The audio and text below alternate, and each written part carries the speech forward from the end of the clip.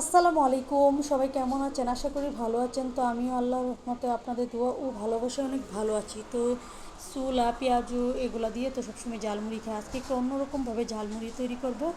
তো খুব ইচ্ছে করছিল খেতে। তো প্রথমে আমি একটা বাটিতে নিয়ে নিলাম মুড়ি, তারপর মুড়ি নিয়ে নিলাম, কুরকুরে চিপস নিয়ে নিলাম, বারবিকিউ চানাচুর নিয়ে নিলাম, মটর ভাজা নিয়ে নিলাম, তারপর নিয়ে নিলাম ঝাল চানাচুর যেটাকে বলে ওইটা, তারপর নিয়ে নিলাম আরেক প্যাকেট কুরকুরে চিপস, আরেক প্যাকেট মটর ভাজা নিয়ে তো এগুলোকে ভালোভাবে মিক্স করে নিচ্ছিলাম। এখন একে একে বাকি উপকরণগুলো দিয়ে দিব। মানে এভাবে ঝালমুড়ি একবার বানিয়ে দেখবেন, খুব মজা লাগে খেতে। বাইরে খুব বৃষ্টি হচ্ছিল, তো এখানে আমি কয়টা চিড়াও ভেজে দিয়েছি, প্রায় হাফ কাপের মতো চিড়া ভেজে দিয়েছি।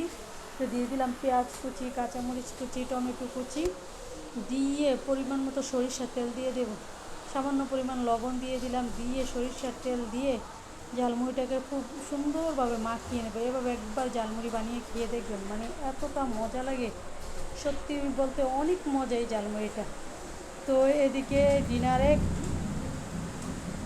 জন্য নিয়ে নিলাম, মানে এটা বৃহস্পতিবারের ভিডিও, শুক্রবার তো আজকে। তো সবাইকে জুমা মুবারক। বাইরে খুব বৃষ্টি হচ্ছিল, তাই অনেক শব্দ আসছিল, তো আমি ভিডিওতে কথা বলছিলাম আর কি। তো প্রথমে আমি করলা ভাজি নিয়ে নিলাম, ভাত নিয়ে নিলাম, তারপর বোম্বাই মরিচ নিয়ে নিলাম, নিয়ে খুব মজা করে খেয়ে নিচ্ছিলাম। কারণ বোম্বাই মরিচ দিয়ে করলা ভাজিটা ইদানিং একটু অতিরিক্ত খাওয়া হয়, কারণ আমার কাছে খুব ভালো লাগে করলা ভাজি দিয়ে বোম্বাই মরিচ দিয়ে বা কাঁচা মরিচ দিয়ে শুকনো মরিচ দিয়ে করলা ভাজিটা দিয়ে খেতে, মানে এত মজা লাগে বলে বোঝানোর মতো না। তো করলা ভাজি দিয়ে খুব মজা করে বোম্বাই মরিচ দিয়ে আমি খেয়ে নিচ্ছিলাম।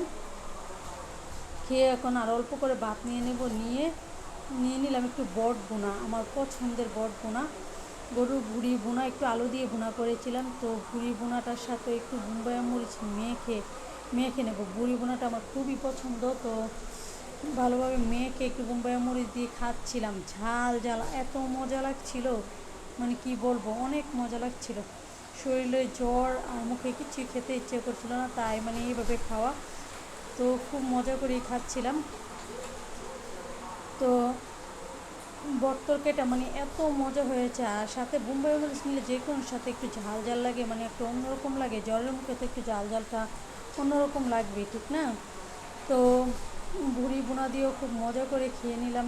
গরম ভাতের সাথে ভুড়ি বোনা, করলা ভাজি, একটু ডাল নিলে ভালোই লাগে। তো সবসময় এক খাবার ভালো লাগে, মাঝে মাঝে একটু ডিফারেন্ট খাবার খেতে মজাই লাগে। তো পুরি বোনা দিয়ে আমার খাবার প্রায় শেষ, এখন আর অল্প করে ভাত নেব।